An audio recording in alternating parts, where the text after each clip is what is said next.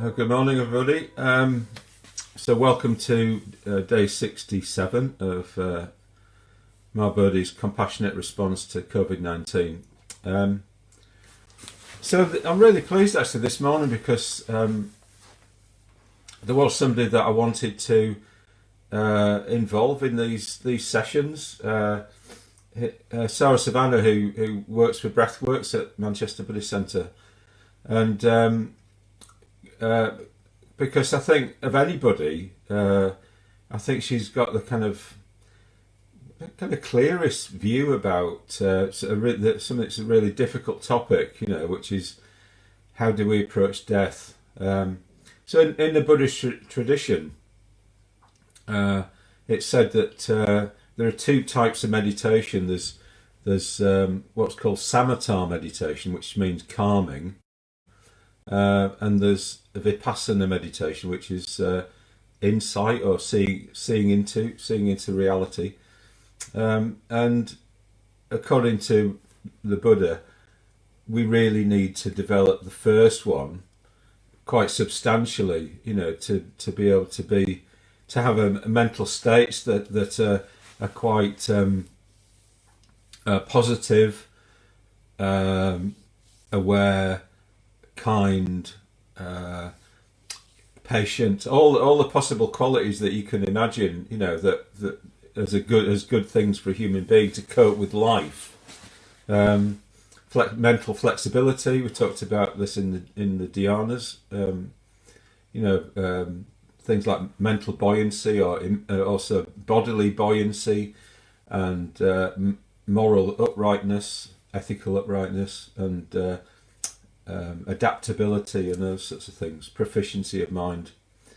So on that basis, then you can then direct your mind towards a more difficult topics, like the fact that things are impermanent, that we are actually in the end all going to die at some point, or get ill. So Sarasuvanna, here's Sarasuvanna. She gave a talk in February at the Manchester Buddhist Centre on the anniversary of the death of the Buddha. So this is called Parinirvana Day, and it was a short talk, about 17 minutes long, but really I thought really powerful. So I thought that I'd really like to share the talk with you. So that's what I'm going to do later. And also yesterday I had a Zoom call with Sarasuvanna just to check with how she's getting on in the lockdown, because she's got she already had a difficult health condition, particularly her lungs, and she's in the top 2% of risk, really. So she already had that, and then she's had to cope with this, the COVID-19 crisis, So so she'll be sharing with us, how she's getting on, some more reflections that she's had since the lockdowns begun, sort of thing. So so that's for later on, and but we'll begin by doing some of our usual body work, and then some meditation before going on to the rest of the session. So that's it. Thanks. So let's begin by just giving our hands a very deliberate squeeze.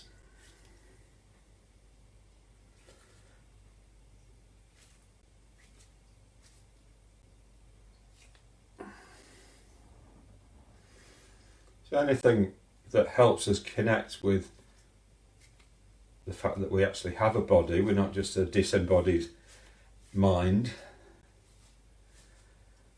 is going to be helpful in meditation.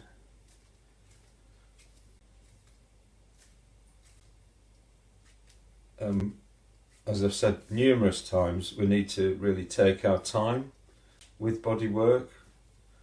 The body has to operate or works at a much slower pace than our mind works.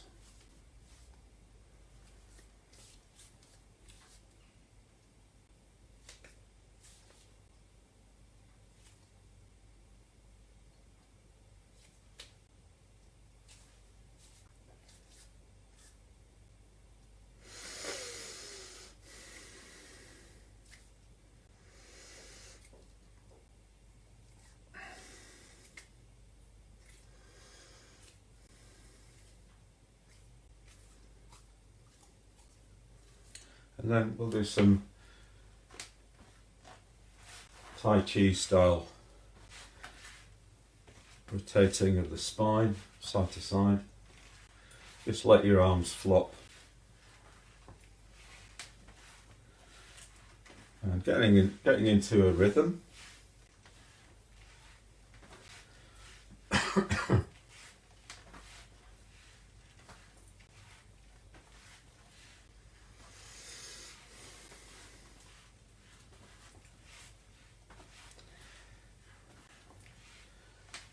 And as you torso twist, just enjoying the little stretch that happens at the end of the arc. Each time you move to that side, it just opens up a little bit more in the shoulders.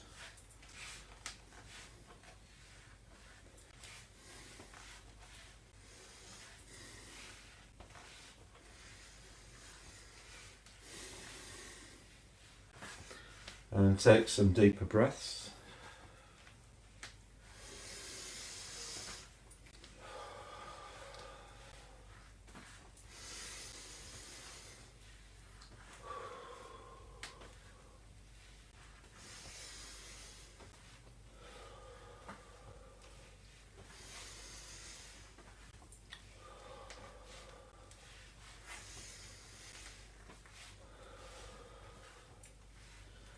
And then rotating the hips. So make it deliberate. So to the front, to one side, to the back, to the side. Trying to keep mind and body together, so one's not ahead of the other.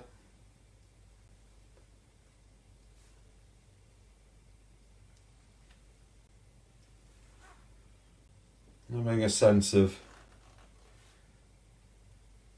the crown of your head lifting up towards the sky.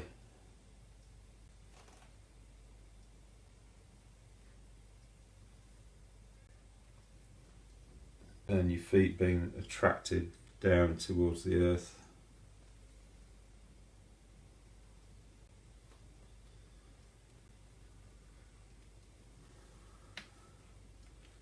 And everything in between, having a increasing sense of freedom. So we're choosing to do this movement, but we could, in theory, move in any direction.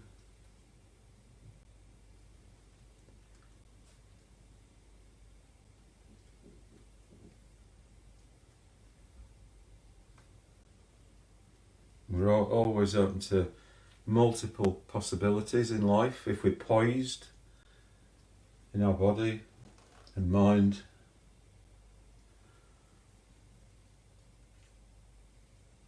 We keep making decisions about everything.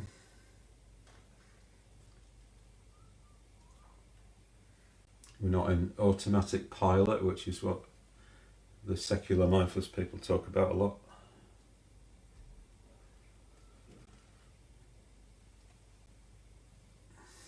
And then just this sort of movement, so pushing to the left and then to the right, and stretching, twisting and stretching.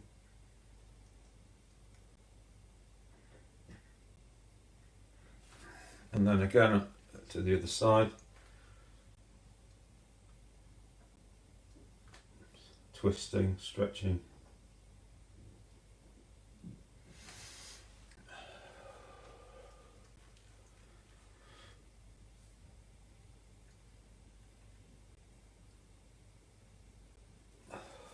Rub your hands together.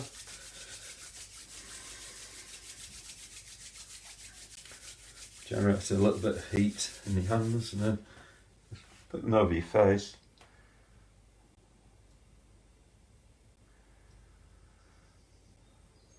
And enjoying the breath on your palms and on your wrists. The sense of the moisture in the air.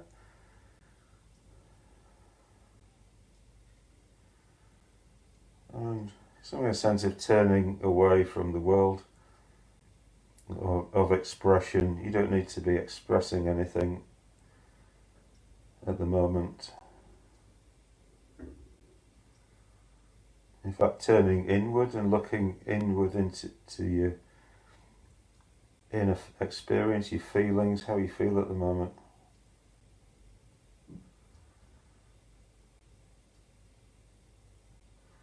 Not making any judgments about that, whether your feelings are good or bad. They're just what you feel at the moment. It's always good to know how you feel, because then if you need to act, you can act. If you need to do something about your experience, you can then do something. If you don't know what your experience is, there's no beginning to anything.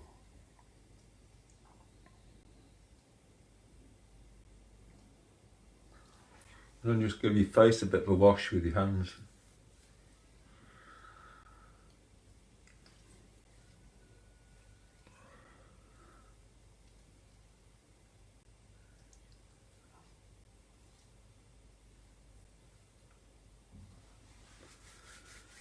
Okay, and then take a seat for meditation.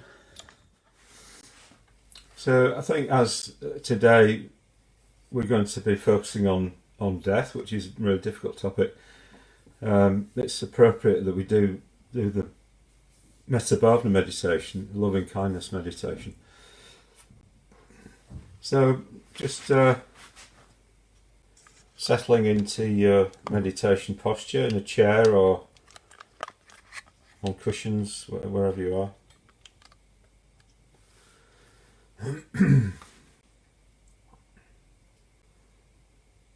Being aware of the world outside, your window.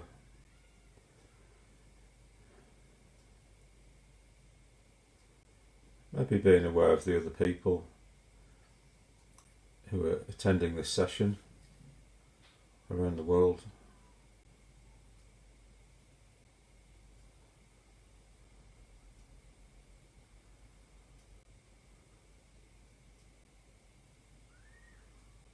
Being aware of the bigger context in terms of humanity, of the 7 billion people on the planet, all doing different things at the moment. Some asleep, some working, some staying at home, some working in hospitals and supermarkets.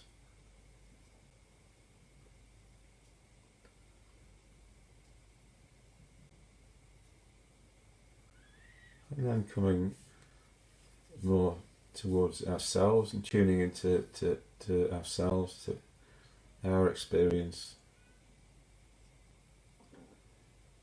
and reflecting on how that changes all the time, depending on conditions. Sometimes everything's going well and we feel happy, and other times it's more difficult. And just reflecting on the fact that we are interested in being well, in being happy, in being fulfilled. That's what our life is orientated towards. Even though sometimes we might forget that, that's the truth.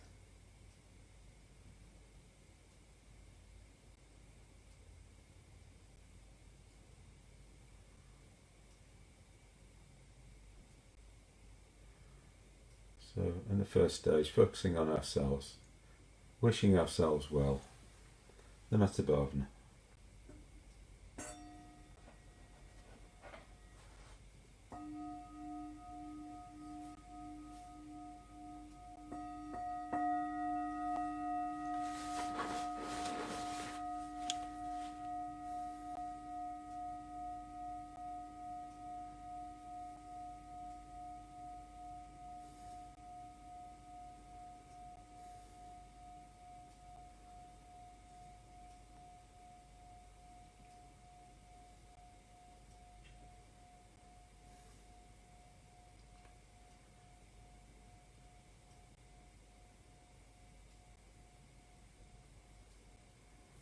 So begin by just looking at what is your emotion at the moment towards yourself.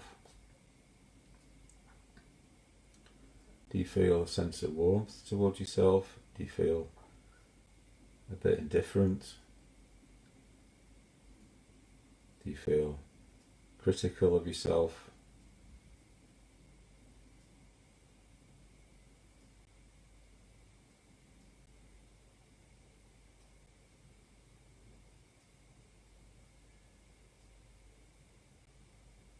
Do you not know?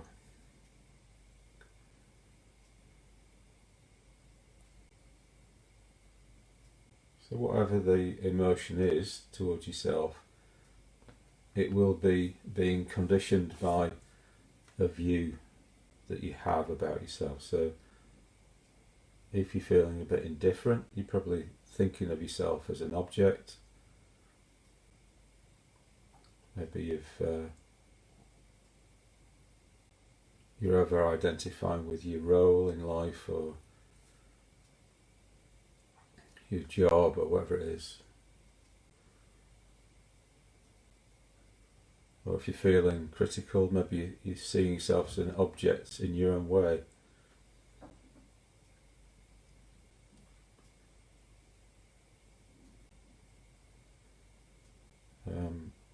So we need to ask ourselves, well, is it true? Am I an object? What am I?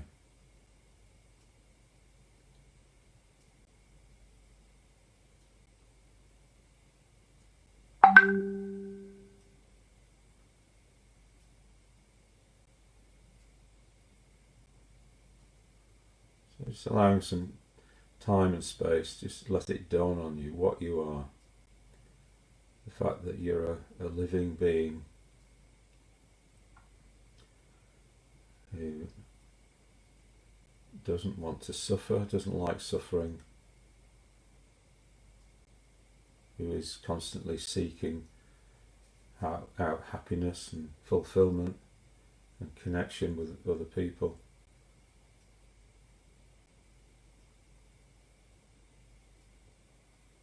Just trying to get behind that reality of yourself. If we see ourselves like that, for what we actually are, then it's completely natural that we would want to care for ourselves.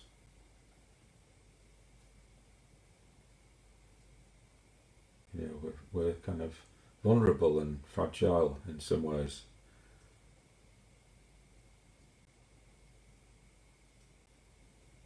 And when you have something that's vulnerable and fragile, you don't treat it roughly, you treat it with care.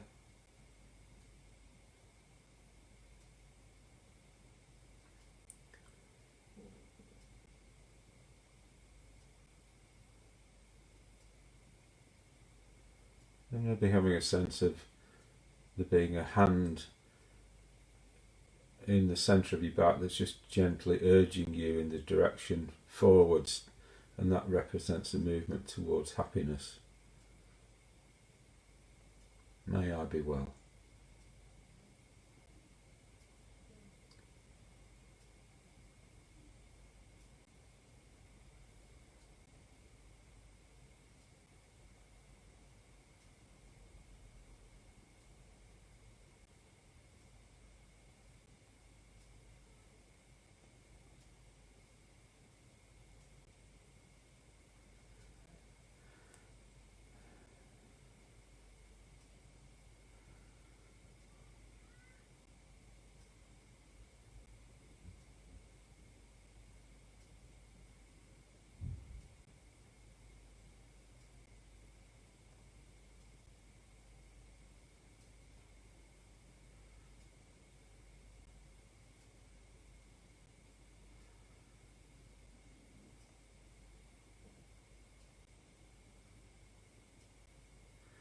So we can't always control what the world throws at us, gives us.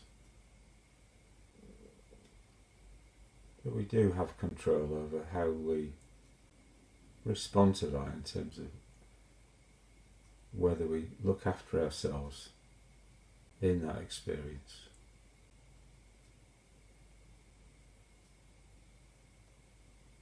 Have compassion for ourselves in that experience.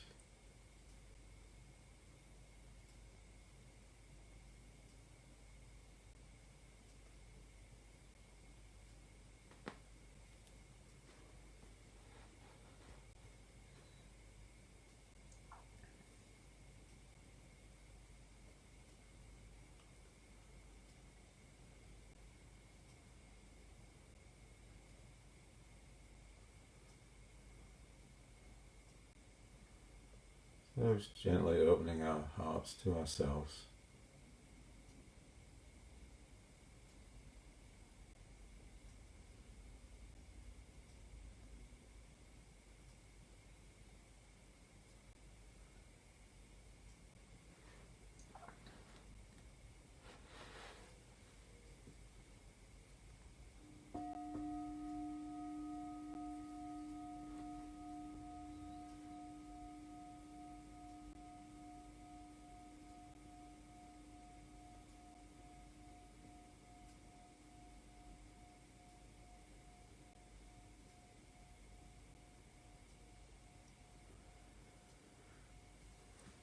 So in the second stage, we bring to mind a good friend,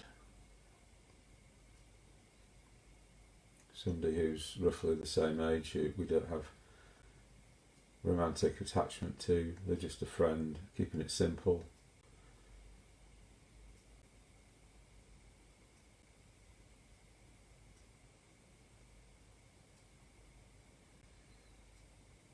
And being honest about the emotion that we have towards them.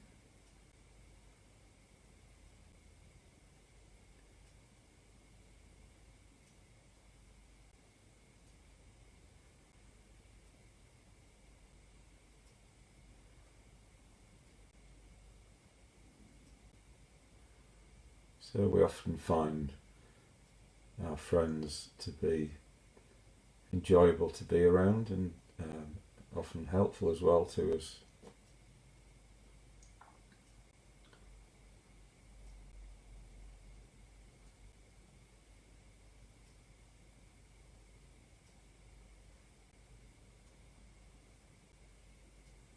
And maybe we want them to be a certain way all the time.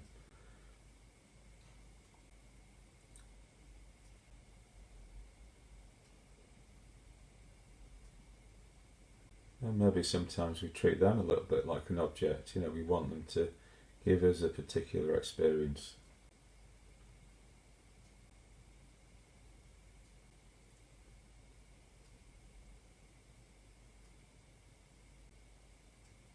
But is that what they are? Just need to ask ourselves.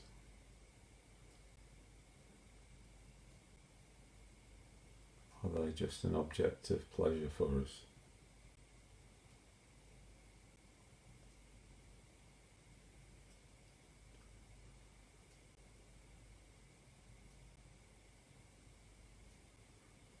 Are they not really an independent human being who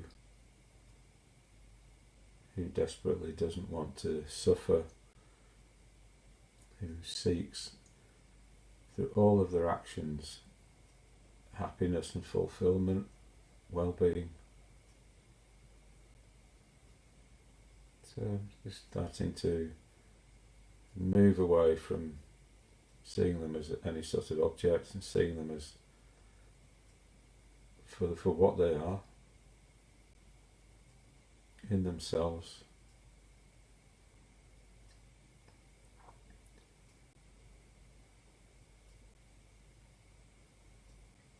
And if we can do that, then we naturally would want to just care for them as a being in need of care. May they be well.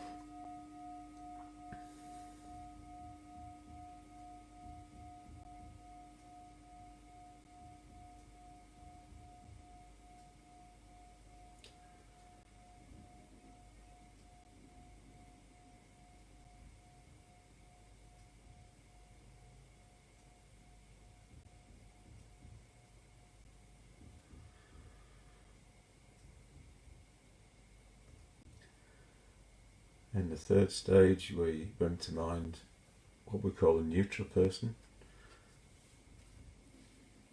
somebody that we maybe see around, maybe they work in a local shop or something.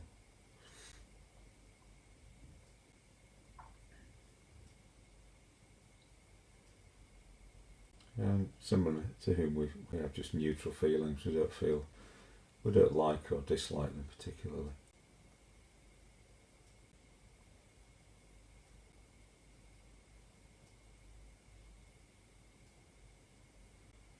And it's quite likely that our emotion towards a neutral person will be something a bit like indifference.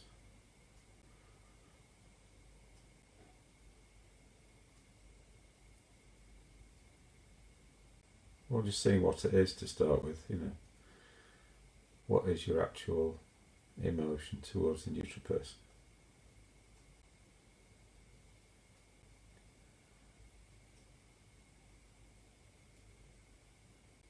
So if it is indifference, we're probably seeing them a little bit like an object.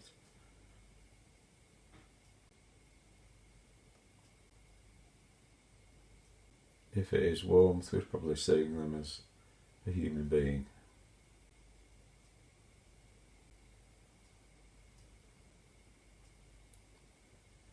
So let's try to shift our view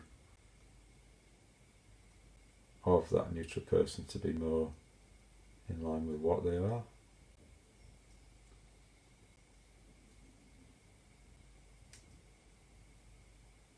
Asking ourselves what they really are, being honest with what they really are.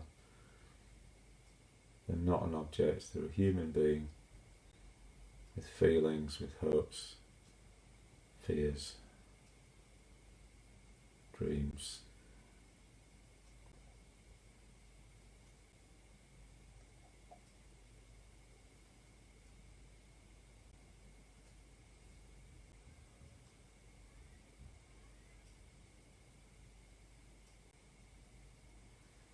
And the more we take that in, that fact in, the more we're likely to want them to do well.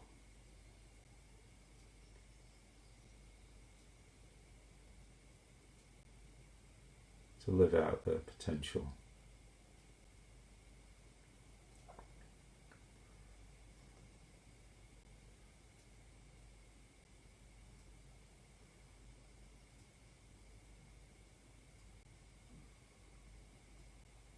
May they be well.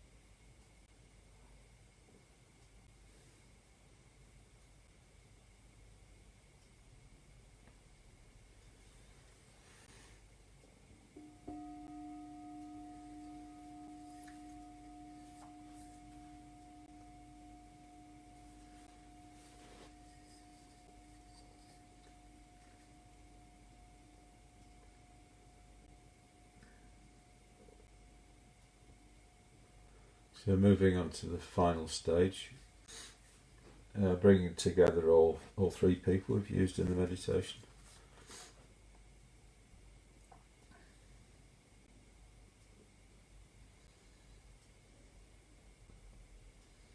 And keep coming back to trying to ask the question, what are these people? What are they? What are they really? tuning into how they're sensitive. They're all sensitive to experience, don't want to suffer, are completely identical in that.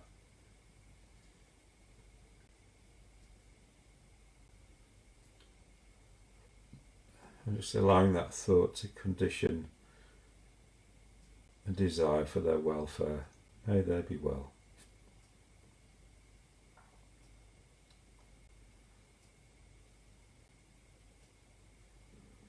And now just gradually expanding our sphere of interest outwards to the people who are physically in our proximity or live in the same house or houses around.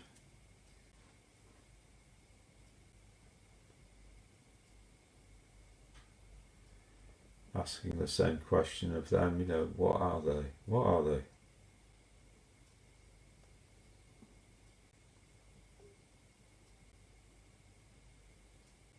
Are they objects? No.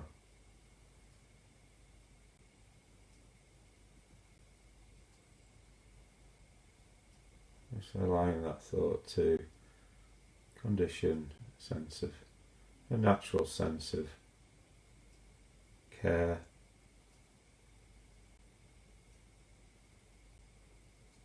gentleness,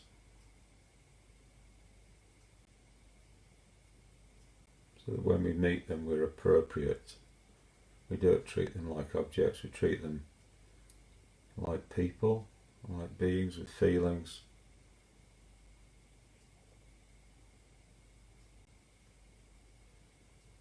And then keep expanding outwards to people in the local area.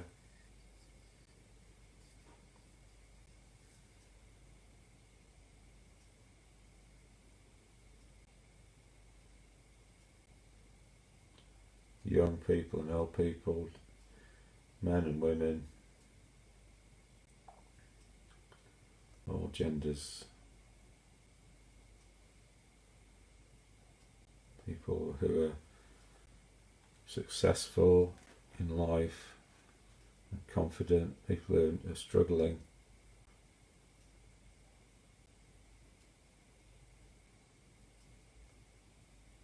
Seeing how they all need care, need kindness.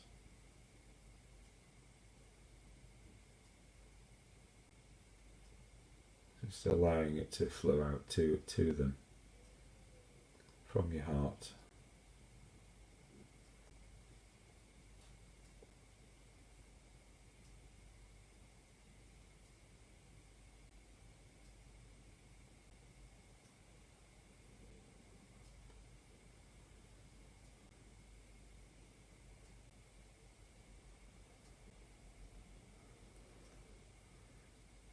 Keep expanding out into the world, bringing to mind more and more beings, people in other cities and countries, animals and birds and fish, insects.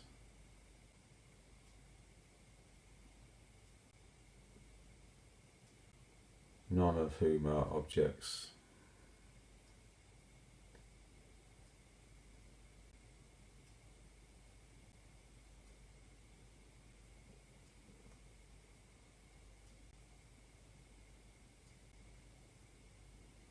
So wishing them all well.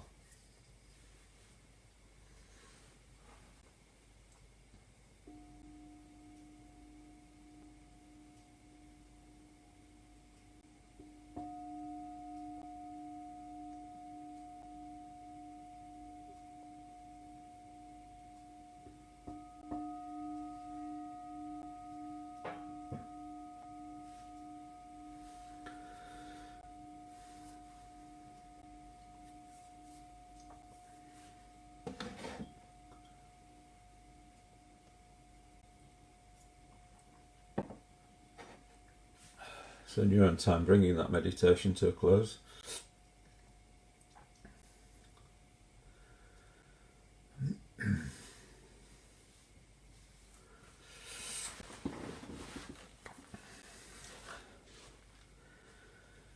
Okay, so as I said earlier, today's we've got Sarasuvanna giving a talk on uh, basically her reflections on how to approach death, and so as I said, she works for Breathworks. So Breathworks is an international organisation which originated with a fellow order called Vidyamala, and she started teaching mindfulness. She's got a severe health condition herself, and so she started teaching mindfulness in the early 2000s at the Manchester Buddhist Centre under the banner peace of mind or something like that. Anyway, so this is now Breathworks, which is an international mindfulness organisation, and the head office is in Manchester at the Manchester Buddhist Centre. And Sarasuvanna's worked for Breathworks. She's got her own health condition, and she found it really helpful, the Breathworks course, and so she's very dedicated, and just keeps working away despite the difficulties she's had with her health. So this is somebody who really walks her talk. You know, she kind of she puts her mindfulness into practice. Dealing with her own health condition, she puts it into practice in the sense that she turns up and helps people. You know, she does what she can within the limitations of her own health condition and all that. So here we are. Here's Sarasuvanna. So in the talk, the introduction is by Diane Andy. So I'll just play the talk. Do a little brief introduction about the theme of the talks. It's hard to know, to think of it in a positive way, but then in the Dharma, in the way we're practicing, there are, there is a very positive light in which we can reflect on death, partly as being just a very natural part of life. But I thought it could be really beneficial and just very helpful in a way to hear two experienced Dharma practitioners talk about how they reflected on death and impermanence in their life and the effect it's had on their practice, on their life, the knowledge of death, the knowledge of impermanence. I think practicing in the light of death and impermanence was one of my titles for the couple of talks that we had. And so Vilasa Vajra is going to talk first, and then Sarasuvanna. Actually, I don't know, it may be a coincidence that they both work for Breathworks. I'm not quite sure how that happened, but it may be that in my mind, for mindfulness, it's going to sort of really play itself out in the realm of impermanence and death. So I won't say very much about either of them, and I thought maybe we could just, at the end of the talks, just stay fairly quiet and not applaud the talks in a way, that maybe see the talks as an offering. Each hope you'll be all right with that. Like in a sense that they're offering us, sharing some of the fruits of their practice or the questions in their practice perhaps with us, and for us to take away and reflect on and make much of in our own lives perhaps. We'll see what happens. So, but now we're going to hear from Sarasuvanna. Very kindly agreed to give a talk even though she's only just come back from retreat. But I've heard Sarasuvanna. Actually, I was very pleased to hear Vilasa Vajra speak because I've never heard him give a talk and just wanted to do that actually. And I've heard Sarasuvanna speak, so I knew we'd be in for some gold. So Sarasuvanna's name means she whose innermost nature is like gold. There's quite a lot to live up to. All the names are really. She was ordained in 2015. And let's look forward to hearing what you have to share. Okay, thanks. So Maitranandi mentioned Dharmotara, who died in August of last year, and she was my private preceptor. And Dharmotara bequeathed me 4 notebooks that she'd written down excerpts of Dharma that had obviously really appealed to her. And I took one of these to Taraloka this week on retreat. And I'd written the talk before going because I didn't want to spend my retreat doing that. But I thought, I would really like to preface and end the talk with a poem about death and impermanence.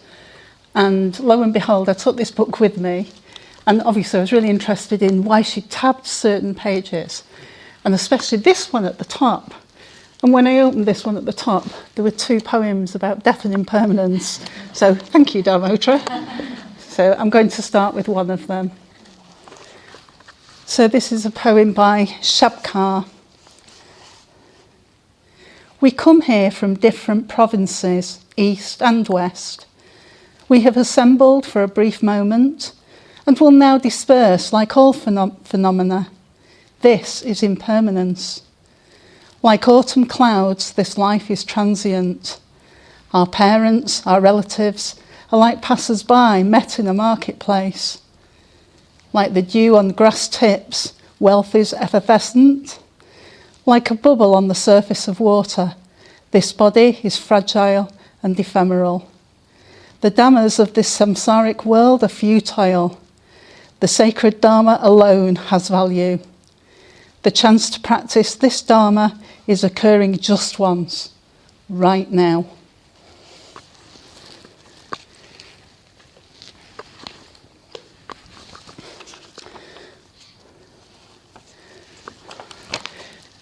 Death and impermanence have had quite an impact on my Dharma life over a number of years, although the intensity to which I've experienced that and the way in which I've felt inspired or galvanised has definitely waxed and waned.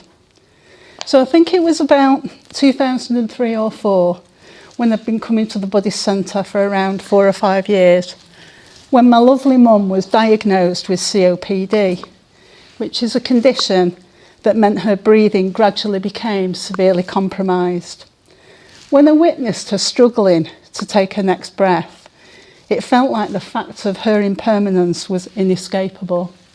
It was really in my face. I loved my mum very much, and at the time I felt like actually I wouldn't cope very well at all when she did die.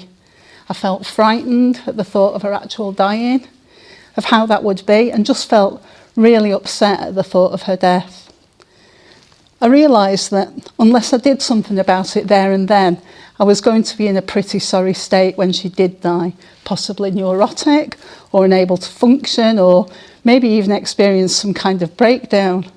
So I thought the only thing to do as a good Buddhist was to move towards my demons and meet them as best I could. So that led me to booking on a number of events with the excellent Siddhi Sambhava, who's an order member whose mastermind specialist subject would definitely be death and dying. And I was hooked. Very soon after, a number of us, Kevin Statham, Amala Jyoti, Julie Franklin, Sri Dayamani, amongst others, started to hold a monthly meeting to talk about death and dying from a Buddhist perspective. It was dubbed the ROT Group. That's an acronym for Relax, Open, Trust. And I'll say more about that later. A number of people who attended that group had very strong and immediate experiences of death and bereavement. So it didn't just feel like theory, like we were discussing it in an abstract way. It was as real as it gets, and it felt like nothing was off limits. I found that the work that I did with Siddhi Sambhava and the familiarity with death and impermanence that the ROT Group gave me really paid dividends when my mum did die. The circumstances of her death ended up being quite traumatic, but an unexpected benefit was that because I wasn't racked with fear, I felt I could give her confidence in the dying process. Death felt both massively mysterious and completely normal, even mundane. It's just what happens. I never thought I could feel like that. Just to mention also, it was on a retreat with Siddhi Sambhava that I decided to ask to join the order. We were doing an exercise on the importance of dying without regrets. And I realised that I would definitely regret not having asked for ordination. I didn't have to have a case around my neck before I died, But there was something about nailing my colours to the mast and definitely stating my intention. This was the direction in which I was going. So I guess that was a pretty big way in which an awareness of death galvanised my Dharma life. I've been talking about events that took place well over a decade ago, so now what? Well, strangely enough, it's me with the breathing problems. I have interstitial lung disease and pulmonary hypertension, and I need to use oxygen from time to time, as the oxygen levels in my blood can fall quite low. And apart from the discomfort of being breathless, it also puts a strain on other organs. My condition won't improve, and my experience today is that my breathlessness has increased quite considerably. As I said earlier, there's something about struggling to breathe that makes you sit up and take notice when it comes to your own mortality. Having said that, what I'm finding is that although I could turn towards my mum's death and prepare myself for that inevitable event, I don't know how great I am at looking at my own demise. There have been times that I felt so physically awful that I've said, "Oh, just shoot me, will you?" But that doesn't feel like I'm embracing death with any kind of helpful and spiritually mature attitude. It's more like aversion to my current experience and a pushing away of that pain and discomfort. So that kind of nihilistic viewpoint isn't it. Sometimes I feel like I can meet the idea of death with equanimity. For example, I don't have high hopes in terms of life expectancy. And the way I'm going through my savings, maybe it's just as well if I shuffle off this mortal coil sooner rather than later. Please remind me of what I've just said when I'm doing a Parinirvana Day talk in 2050. So I was moaning to Karen recently about having to surrender my driving licence in exchange for a medical licence that only lasts 3 years. Then I found myself wondering if I'd still be around in 3 years to renew it. Similarly, with the coronavirus, having a fairly good idea that you're in the most susceptible 2% is pretty sobering.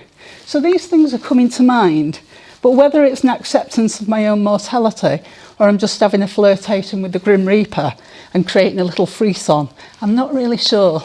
I suspect it's a bit of both. But Damien Hirst created an artwork, which is a tiger shark in a tank of formaldehyde. Yuck. But I do resonate with the title of the work, if not the thing itself, which he called The Physical Impossibility of Death in the Mind of Someone Living.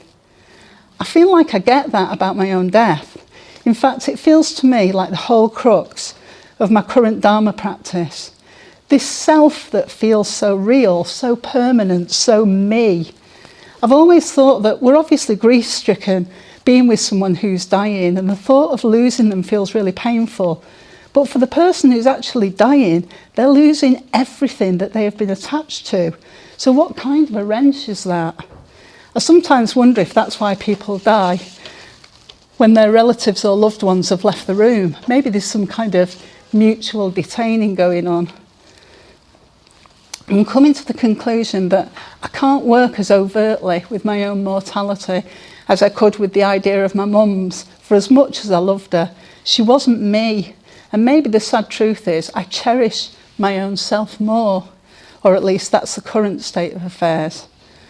However, as I said, the focus of my current practice for around the last 9 months or so has more and more been to look as closely as I can at this illusion of self. And I do think this has a direct bearing on moving me in the direction of accepting impermanence and death. I hadn't made this connection until just recently, but I think that subconsciously I've known what's needed. It feels easier to loosen the grip of self-clinging when you see that quite a lot of what's going on is to do with the story of me. So another reflection has been to do with the Buddha's last words. I've often pondered on why that particular message has been passed down to us, and particularly the all conditioned things are impermanent bit. I used to think it was a reminder about not grasping, not chasing the conditioned, but it came to me recently that obviously I am one of the conditioned things and therefore impermanent too.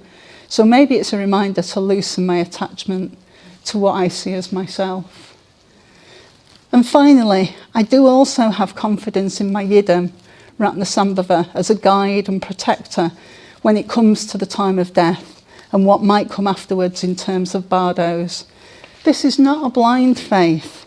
A strong experience on my ordination retreat convinced me I can rely and have trust in him. But if you want to know more about that, you'll need to come to Up Close and Personal on Monday the 30th of March and find out more. So I want to finish this bit with another of Dharmottara's poems, and this poem actually reminds me so much of Dharmottara and her kind of take on her life. And it's a poem by Dawna Markova.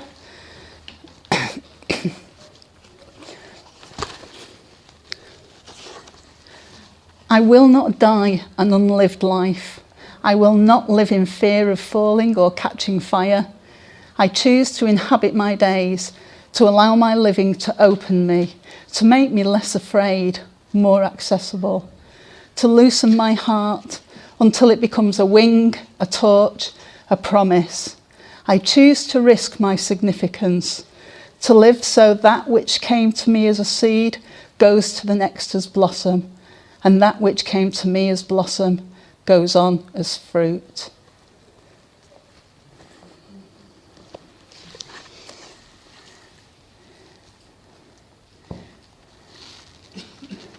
So I mentioned earlier ROT, Relax, Open, Trust. And the exercise that I'm going to suggest we do now is what I think Siddhi Sambhava, if I remember correctly, she called it our death dharma. And at that time, what she means by that is it's a word or a short phrase that we have readily available to us at the moment of death, which hopefully we'd find helpful to keep our mind focused on. Because as Vilasavajra said, who knows how our end will be? You know, it could be sudden, we could be confused, it could be blissful. And I mean, who knows what mental states we'll find ourselves in. So I know from experience how necessary this is. As a few years ago, I was in an old car with no roof, no seatbelt, and as it turned out, no brakes. And my less than perfect death dharma came out as, oh, swear word. And do I really want those to be the last words I ever utter? And traditionally, our states of mind at the time of death and shortly after are said to be crucial. And I wonder where I'd have been heading had that occasion been my last. So thankfully I have another chance. And Relax, Open, Trust were the words, were my death dharma at that time. It's now Ratnasambhava. And I just need to remember to bring his name to mind regularly so that it's easily available at my fingertips, or rather on my lips, at the time of death. So I'm inviting you to spend a few minutes, just a couple of minutes, thinking of a word or phrase that you might want to bring to mind at the time of your death. And then if you're happy to, we could go round and each say just what that word or phrase is, nothing in addition. If you don't want to share it, that's fine, and just indicate to the next person that they can go. So, and we'll just do 2 rounds. It's quite tricky because we're not in any kind of tidy circle. So if you just kind of look meaningfully at the next person, and we'll just see how it goes. We'll do 2 rounds and just say whatever word or phrase you want to or not. Okay, so just have a couple of minutes to have a think. Okay, so that was Sarasuvanna speaking in February at the Manchester Buddhist Centre, and so I spoke to her yesterday, and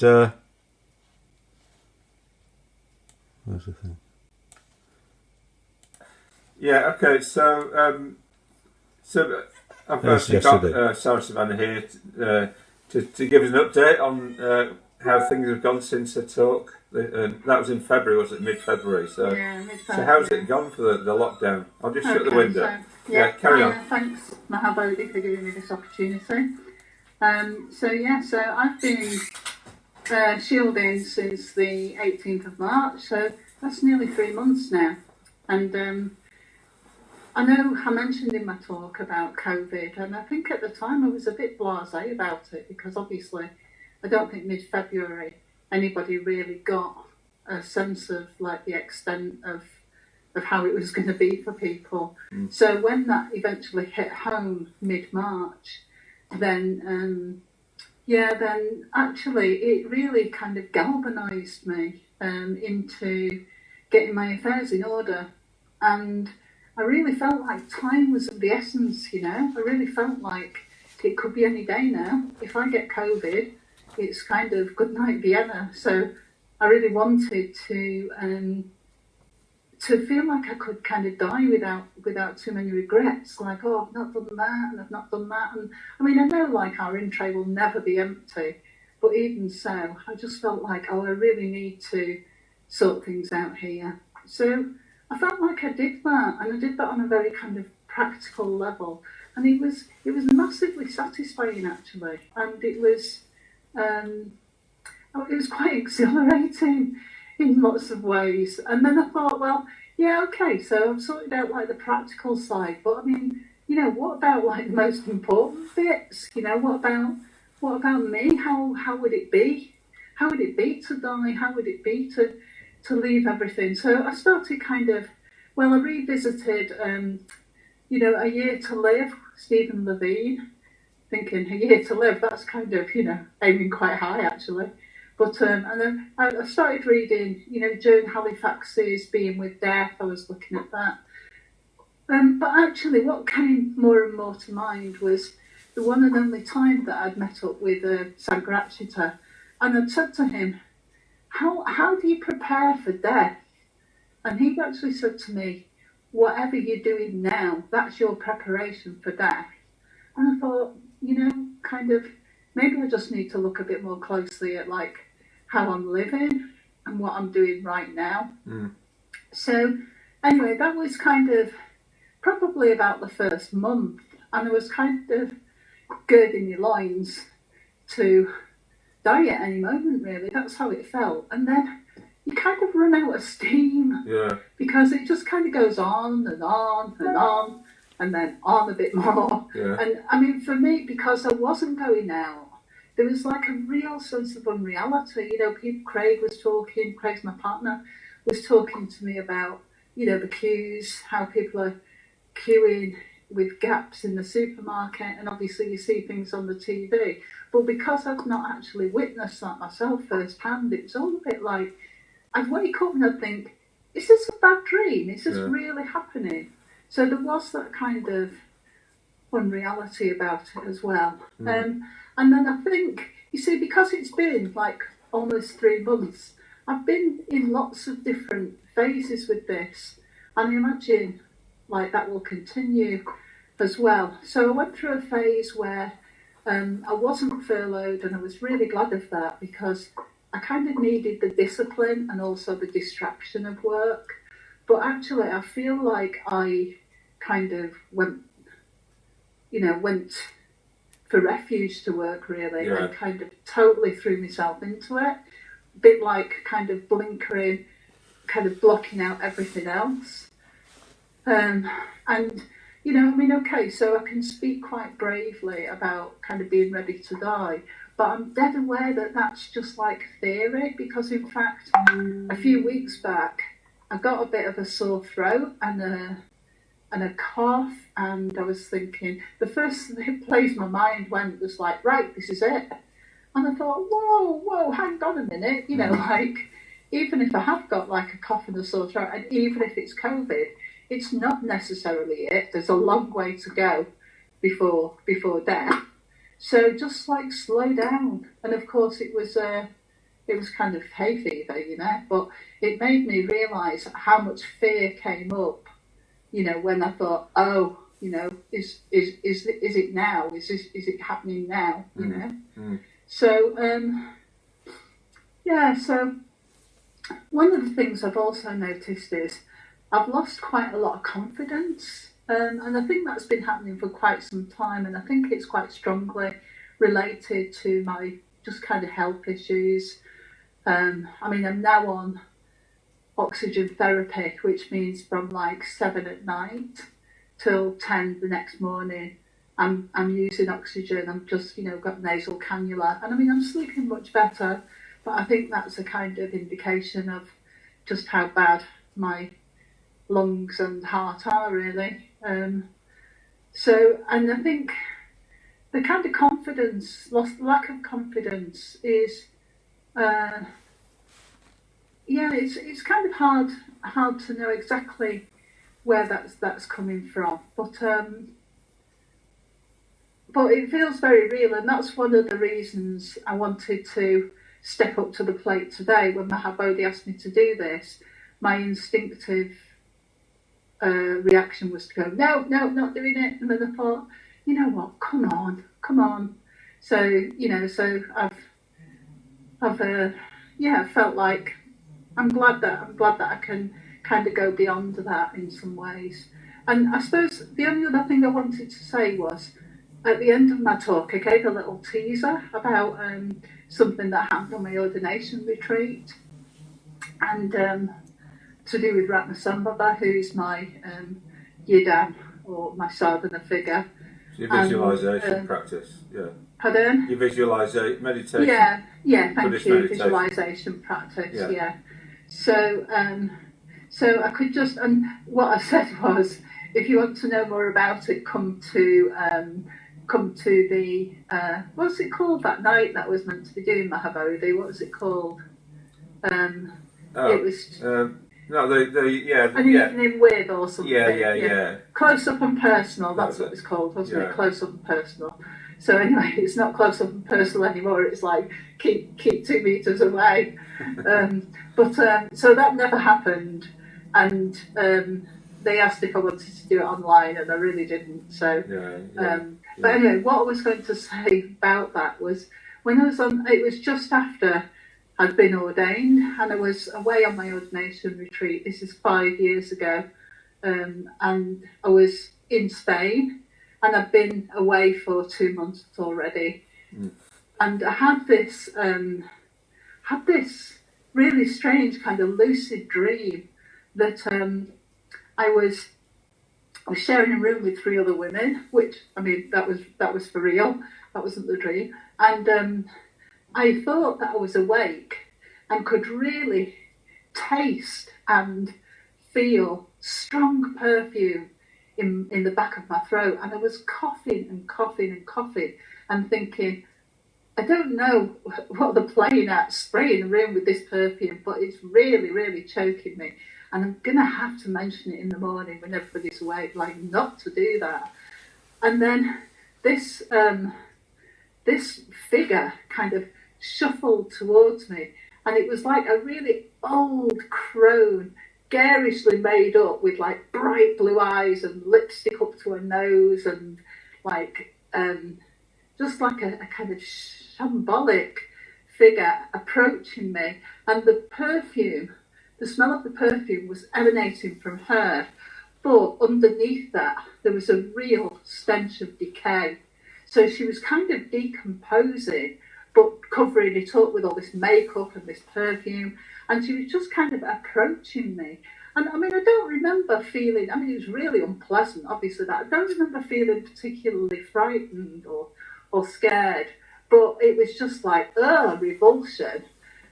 And then Ratnasambhava, who is the figure that I meditate on, actually appeared and lay down on top of me, like face down, facing me, in a completely like non-sexual way, just like a shield, just like he was shielding me. And then kind of I woke up, I guess.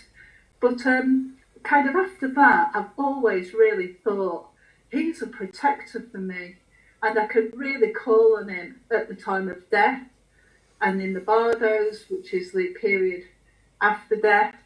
And I feel like, he will be there for me. So I love a story with a happy ending, do you? Yeah. So that's it really, Mahabodhi. That's kind of about all I've got to say. And I guess if I'm here in another 3 months' time, I could report in again, because it's quite likely the way things are going. Well, I'm hoping I'll be here in another 3 months' time, but what I mean is, I don't think I'm going. I mean, I know Bojo says I could go out now as a shielded person, but I'm going nowhere. No. I'm just staying put. Yeah. So. Yeah. That that thing you're saying about kind of getting a sort of feeling confident and all that thing, and then it ebbing, and and it's going away and all that. And I just wonder that because that's what happens in the Tibetan Book of the Dead, isn't it? That you kind of like recoil from, or it's like you lose confidence maybe and all that, and then you kind of come back. And I wonder that that thing about where anxiety is sometimes a good thing. So that like when you're going to give a talk or something or do a Buddhism class, and then you feel anxious before it, and then you actually do a really good job when you're actually there because you've been awake to the reality of it. Yeah, so, you need that adrenaline, I think. Yeah. Well, I wonder if that. Yeah. I wonder if that maybe that's what you're experiencing in terms of death. That when it actually comes, that there's been some anxiety around it and all that sort of thing. But actually, when you get there, you'll know what to do and you'll have the resources at hand, and you will kind of go, you maybe will. So. Maybe, but we don't know, do we? No, we don't. I mean, I must admit, you know the story, Peter Pan. Yeah. One of the, I think it's Peter Pan himself, talks of death as an awfully big adventure. Right. And when I read that as a child, I was like, oh, I can't wait to die to find out what happens. It's so exciting. So it's like, be careful what you wish for, isn't it? Exactly. But, I did get that sense I didn't get a sense of dread about death. I got like, oh, what happens next? Woo, kind of feeling. Yeah. So, let's have that carries me through too. Yeah. Okay, great. Aw. Well, okay. Yeah, well, thanks very much, Sarasuvanna. Yeah, you're really welcome. Yeah, Yeah. I enjoyed doing it. Yeah. Okay. All All right. See you. Bye for now. Bye-bye. Bye. Bye-bye. Good luck. Okay, so that was Sarasuvanna, and she asked me to just add something that she forgot to mention. So she said that the first month or so, it was a little bit about self-obsessing. This is in the lockdown. But after that, she started to get her head around the fact that, the statistics of COVID victims wasn't just a set of figures, but just people, were just other people just like her. So, one thing she mentioned was about her visualization practice. So, Buddhist order members do visualization practices of different Buddhas and Bodhisattvas who represent the potential for enlightenment. So when she mentioned Ratnasambhava, that was one of those figures, the yellow Buddha associated with abundance and generosity. So I think what this is saying is that we can't do it on our own. We need help. We need to be accessing in our imagination the fact that the universe, there are forces within the universe that are bigger than us and that can help us. And it's not about believing in God or anything like that. It's more that we have the potential to be more than we are in this moment. We can become better than we are in this moment. So having some sort of confidence that whatever we're doing, whatever situation we're in, we can have a bigger perspective on it.